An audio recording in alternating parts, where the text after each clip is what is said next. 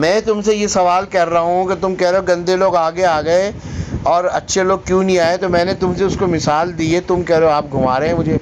मैं घुमा नहीं रहा हूँ, मैं तुम्हें ये कह रहा हूँ कि वो जो मिसाल है कि एक आदमी ट्रेन पे चढ़ गया, जैसे भी चढ़ गया, पहले चढ़ गया जब ट्रेन रुकी हुई थी, जब चढ़ गया, चालाक आदमी था, उसको पता है अभी चढ़ जाऊँ बाद में ट्रेन चल पड़ेगी तो चढ़ना मुश्किल है, वो चढ़ गया। अब जब वो चढ़ के दरवाजे पे खड़ा हो गया, अब जो दूसरे अच्छे लोग हैं उन्होंने बोला अरे ट्रेन चल पड़ी भागो। अब जब वो भागने लगे ट्रेन में चढ़ने के लिए, तो वो ऊपर से उनको लात मार दे, उनको डंडा ना पकड़ने दे ट्रेन का, तो वो ज़्यादा आसान काम है या मुश्किल है? मैं आपको इसी मिसाल से मैच करती हुई मिसाल दूं। हाँ। आप सोचो ये पूरी चीन को एक शख्स देख रहे हैं, उसको ये पावर है कि वो लात मारने वाले बंदे को भगाए और अच्छे बंदे को ऊपर चढ़ाए, लेकिन उसने नहीं चढ़ाया। नहीं कर सकता ना, उसको नहीं पता था ना। जब छोटी सी गलती है, ओ भाई, जब वो बंदे ट्रेन में चढ़ रहे थे ना, उस वक्त नहीं पता था कि ये गंदे हैं। वो तो जब ट्रेन चल पड़ी, जब पता चला कि वो तो अच्छे लोगों को ऊपर आने नहीं दे रहे, जब देर हो चुकी थी। तो घर में आई ना, पावर तो तब भी थी। अरे तो पावर थी तो जब भी तो शाहिद पाशा को लिया था ना, क्या हो गया यार? शाहिद पाशा को ले लिया और हजारों बुरे लोगों को ले लिया, जबकि अरे नहीं लिया, हजारों बुरे लोगों को छुट्टी होने लगी। शाहिद पाशा के आने के बाद हजारों बुरे लोगों की दाल नहीं गल रही थी, एक एक करके भाग रहे थे। फैसल सब्जारी भाग गया था, हैदर रिजवी भाग गया था, आदिल सिद्दीकी भाग गया था। अब ये लोग 9-0 पे डर के हमारे आ नहीं रहे थे कि शाहिद पाशा लटका देगा। अभी 1 साल अगर एमक्यूएम और रह जाती ना, तो एमक्यूएम बिल्कुल साफ हो जाती।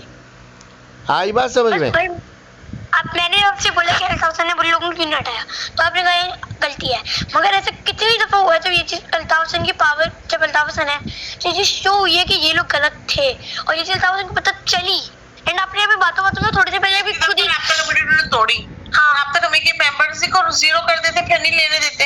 हाँ, तो अल्ताफ हसन के पास जब इतने टाइम तक पावर थी, तो अल्ताफ हसन ने 5-6 दफा उसने देखा ये बंदा करप्ट, उसने हटाया नहीं। तो बेटा, उनकी यही तो गलती हो गई ना, उन्होंने बार बार गलत लोगों को दिया ना कि अब सही हो जाएंगे। वो माफ़ी मांगते थे, पैर पकड़ते थे, तो वो कहते अच्छा चलो एकदम एक चांस और दे दो। तो उनकी यही तो गलती थी कि उन्होंने गंदे लोगों को ला ला के पूरी एमक्यूएम ही गंदी कर दी, और उनको इतना मुंह को गंद लग गई कि बस वो बगैर गंद के अब वो लोग कोई काम ही नहीं कर रहे थे, वो बस गंद कर रहे थे। अब वो इतना उनके हाथ से चीज़ें निकल गई थी कि उनके समझ में नहीं आ रहा था क्या होगा। एक दफ़ा उन्होंने इन लोगों को, ये जो मुस्तफ़ा कमाल है, ये जो अनीस कायम खानी है, हमाद सिद्दीकी, ये लोग 5 साल यानी 2008 से 2013 तक इन्होंने एमक्यूएम को बुराई की। सबसे बुरा दौर वो था जब इतना बुरा दौर था कि लोग तंग आ गए और लोगों ने एमक्यूएम को, सिर्फ एक ही चीज़ लोगों के हाथ में थी कि वोट नहीं दिए। उन्होंने वोट ही नहीं दिया 2013 के इलेक्शन में। जब अल्ताफ़ भाई को होश आया कि ये क्या हो गया, इतने सारे वोट चले गए, तब उनको गुस्सा आया। फिर उन्होंने इजलास बुलाया कारकुनों का और इन लोगों को सामने बिठाया और कारकुनों को बताया इनकी बातें। तो कारकुनान ने उनको मारा, लड़कों ने सबको मारा, सब निकल के भागे, अनीस कायम खानी, मुस्तफ़ा कमाल और जितने लोग थे। तो उन्होंने ये अपना काम तो किया, लेकिन फिर भी वो इतनी दूर बैठे हुए हैं कि उनको अच्छे लोगों को ढूंढकर आगे लाना बहुत मुश्किल हो रहा था। अब मेरी जब टकराव हुआ, जब मैं आया, तो फिर मैंने बोला बंद कर दें, एमक्यूएम ख़त्म कर दें, आपसे नहीं हो रहा भाई, यही लोग घूम फिर के आते रहेंगे। फिर उन्होंने मुझसे बोला अच्छा तुम क्या कर लोगे, सही कर लोगे? मैंने कहा जी बिल्कुल सही करूँगा। उन्होंने कहा कितने % सही करोगे?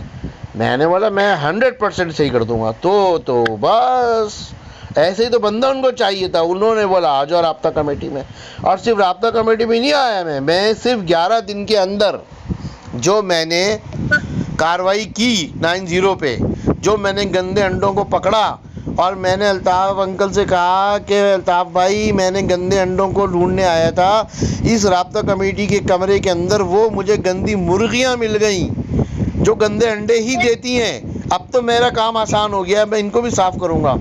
तो उन्होंने मुझे डिप्टी कन्वीनर बना दिया, पता है? फिर आगे क्या हुआ? डिप्टी कन्वीनर पावर दे दी कि जाओ जो मर्जी करना है करो, इनकी ऐसी तैसी करो, मुझे एमक्यूएम बचाओ, साफ़ करो। लेकिन देर हो चुकी थी ना, एजेंसीज एमक्यूएम के पीछे लग चुकी थी, उनको एमक्यूएम को ख़त्म करना था। कुछ एजेंसीज के लोग थे वो कहते ख़त्म नहीं करें, कुछ गंदे अंडों को निकाल दें, कुछ कहते थे नहीं ये अल्ताफ़ हुसैन सारी बुराई है इनको निकाल दें। एजेंसियों में भी काफ़ी स्कूल ऑफ थॉट थे, लेकिन बिल आखिर उन्होंने यही तय हुआ कि भाई अल्ताफ़ हुसैन को हटा के बाकी एमक्यूएम रखी जाए। अब बाकी एमक्यूएम क्या बची, वही चोर बचे जिनकी वजह से एमक्यूएम बर्बाद हुई, कराची बर्बाद हुआ। अब एजेंसियों को जो अच्छे लोग हैं अब वो ये सोच रहे हैं कि यार फ़ायदा क्या हुआ, चोरों के हाथ में सब कुछ है। वैसे ही पाकिस्तान में कम खराबियां हैं कि कराची बर्बाद हो गया, पीपल्स पार्टी लूट मार कर रही है, चोरों ने अपने पैसे बना लिए हैं।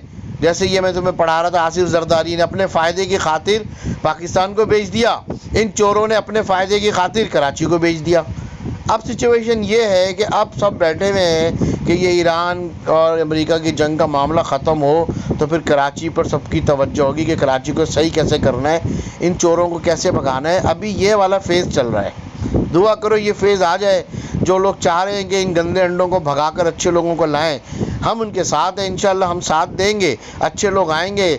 पहले एमक्यूएम सही होगी, फिर एमक्यूएम सारी बुराइयां ख़त्म करेगी, फिर कराची सही होगा, फिर लोगों को जब पता चलेगा अच्छे लोग आ गए तो फिर एमक्यूएम को वोट मिलेंगे, फिर एमक्यूएम इंशाल्लाह पावर में आ जाएगी दोबारा। ये है, इतना सा फंडा है, तुम बहस करे जा रहे हो फालतू में। पापा अल्ताफ हुसैन जो था वो कराची में काम जिन पैसों से कराता था वो भट्टे साथ थे ना, हैं भत्ते, मतलब सारे लोगों से जाके पैसे निकलवाना, अजीब से इलीगल टाइप का टैक्स। कुछ नहीं, सब झूठ है, वो कुछ नहीं करते थे यहाँ पर। भत्ते कोई एमक्यूएम ने कभी भत्ता नहीं लिया। एमक्यूएम के कारकुनान थोड़ी सी बदमाशी करते थे, खालों के और चंदे के चक्कर में ना, वो ज़्यादा जमा करके दिखाने के चक्कर में, अपना नंबर बनाने के चक्कर में ज़बरदस्ती चंदा ज़बरदस्ती खालें छीनते थे, जिसकी वजह से एमक्यूएम बदनाम हुई है। आया समझ में? तो एक बात, अगर अल्ताफ अंकल भत्ताखोर होते या चोर चमार होते तो वो शाहिद पाशा भी वही करता ना, फिर वही चोरियां करता ना। वो शाहिद पाशा को भी बोलते भत्ता करो, खाले छीनो। हमने तो कभी नहीं बोला, ना हमने कभी की। और हम जैसे हज़ारों कारकुनान हैं जो घर में बैठे हुए हैं, ना जिन्होंने भत्ताखोरी की, ना जिन्होंने खालें छीनी। बस जब इन्होंने देखा ये गंदे अंडे आ गए, खालें छीनने वाले भत्ताखोर वाले यही ऊपर आके बैठ गए, तो सब घरों में बैठ गए, ख़त्म बात। इस वजह से एमक्यूएम ख़त्म हो गई। एमक्यूएम ख़त्म होने का फ़ायदा पीपल्स पार्टी को हो गया। पीपल्स पार्टी खूब फंड खा रही है। जो अभी तुमने पूछा था ना पैसा कहाँ जाता है टैक्सेस का, जो टैक्सेस का पैसा लौट कर वापस सिंध में आता है, वो सिंध में सिंध हुकूमत खा जाती है, वो कराची तक पहुँच ही नहीं पाता है। नहीं तो एक बार एमक्यूएम ने कराची पे काम कराया, बहुत कराया, इतना कराया कि कराची तेज तरीन डेवलपमेंट सिटीज़ में शामिल हो गया। कराची का जो मेयर था उस ज़माने का, वो दुनिया का तीसरा सबसे बड़ा मेयर हो गया। ये सब एमक्यूएम ने किया था। तो एक बात बताएं, वो एमक्यूएम ने इतनी जो चीज़ें कही उसके पैसे कहाँ से आए थे? पैसे हुकूमत देती थी, परवेज़ मुशर्रफ फंड देता था, कराची का फंड कोई खाता नहीं था। कराची का फंड कराची को मिलता था तो वो कराची में लगता था। अब तक कोई फंड देता है ना लगता है, कि कोई भत्तों के पैसों से थोड़ी कराची बनता है, कराची डेवलपमेंट फंड से बनता है भाई। तो कराची, इसका मतलब ये है कि जब एमक्यूएम को अच्छा करने का टाइम था उस टाइम पर अल्ताफ हुसैन चोरी थे, पर जब इनकी आँख खुली तो पूरी एमक्यूएम बर्बाद हो गई, कराची बर्बाद हो गई, वो आगे बस। चलो ये बात कह सकते हैं, जब उनकी आँख खुली तो बहुत देर हो चुकी थी। ये बात तो तुम्हारी सही है। फिर भी लेकिन अभी जो फेज आ रहा था, आप तो कह रहे हैं काफी अच्छा ही है कि आसिफ मुनीर मतलब कराची में डेवलपमेंट कराएगा इंशाल्लाह। अब यही होने वाला है। अभी पीपल्स पार्टी को भी जो मैंने तुम्हें भेजा है ना, आसिफ जरदारी का आर्टिकल देख लो, पढ़ो, इसमें सारी चीज़ें। मम्मा से बोले पड़ा था कि मैं भी सुनूं, पापा ने आपको चैलेंज किया भाई, बोले चैलेंज है। मम्मा से बोलो पढ़े ना, जो मैंने भेजा है। ये मम्मा क्यों नहीं पढ़ रही? इनको डर लग रही है बोलनी है, बिहारी मुझे उर्दू बोलनी नहीं आती, मैं टे पे वाली उर्दू बोलती हूँ। बस यही तो बात है ना उर्दू पढ़ते ना लिखते, सब अपने आप को बर्बाद कर दिया है। बस ये इंटरनेट और मोबाइल फ़ोन के अंदर वो रोमन उर्दू सब बर्बाद वाली चीज़ें हैं सारी।